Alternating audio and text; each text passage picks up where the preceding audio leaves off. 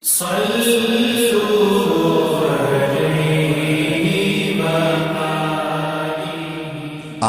صلی اللہ علیہ وآلہ وسلم پر وحی کا ابتدائی دور اچھے سچے پاکیزہ خوابوں سے شروع ہوا۔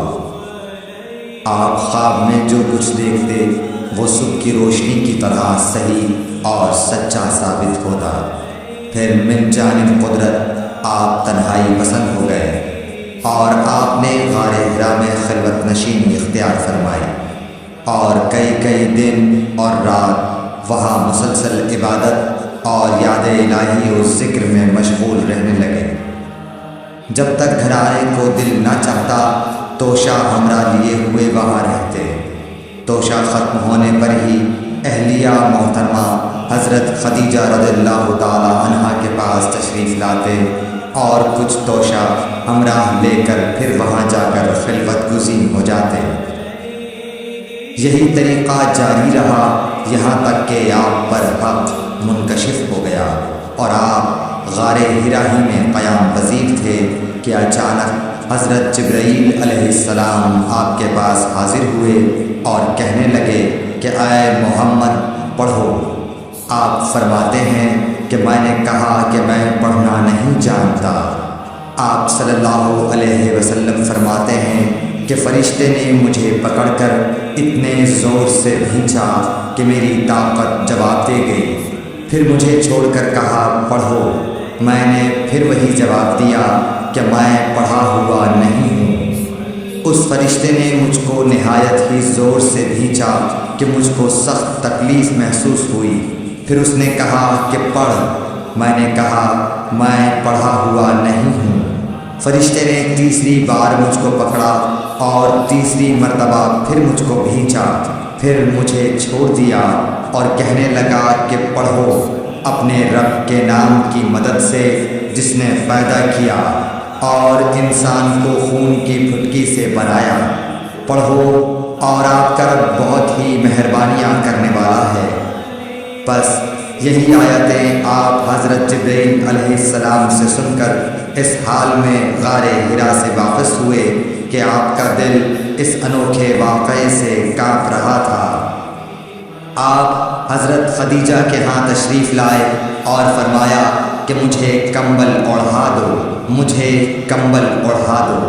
لوگوں نے آپ کو کمبل اوڑھا دیا۔ جب آپ کا ڈر جاتا رہا تو آپ نے اپنی زوجہ محترمہ حضرت خدیجہ رضی اللہ تعالی عنہا کو تفصیل کے ساتھ یہ واقعہ سنایا اور فرمانے لگے کہ مجھ کو اب اپنی جان کا خوف ہو گیا ہے۔ آپ کی اہلیہ محترمہ حضرت خدیجہ رضی اللہ تعالی عنہا نے آپ کی ڈھارس بندھائی اور کہا کہ آپ کا خیال صحیح نہیں ہے۔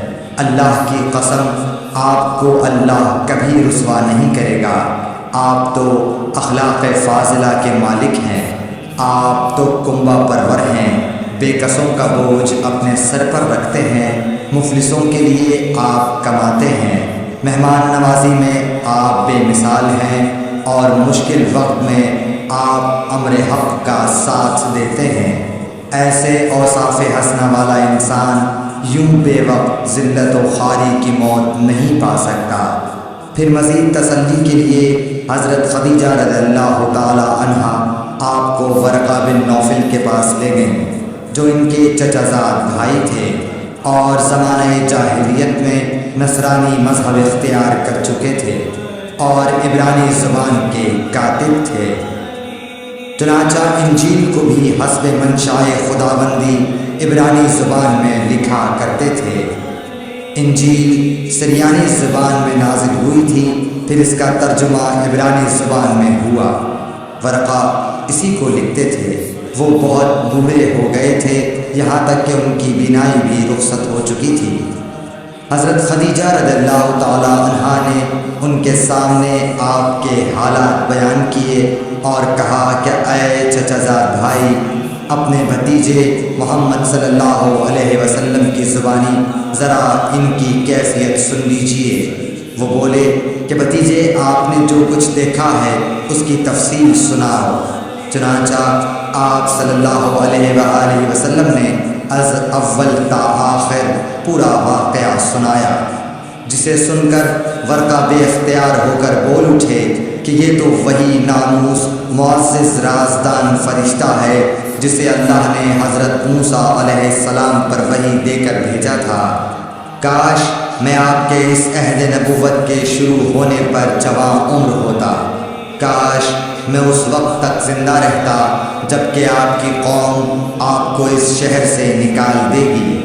رسول کریم صلی اللہ علیہ وآلہ وسلم نے یہ سن کر تعجب سے پوچھا کہ کیا وہ لوگ مجھ کو نکال دیں گے، حالانکہ میں تو ان میں صادق و امین و مقبول ہوں۔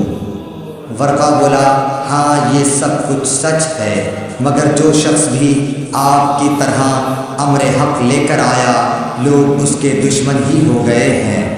اگر مجھے آپ کی نبوت کا وہ زمانہ مل جائے تو میں آپ کی پوری مدد کروں گا۔ مگر ورقہ کچھ دنوں کے بعد انتقال کر گئے، پھر کچھ عرصے تک وحی کی آمد موقوف رہی۔ صحیح بخاری حدیث نمبر 3۔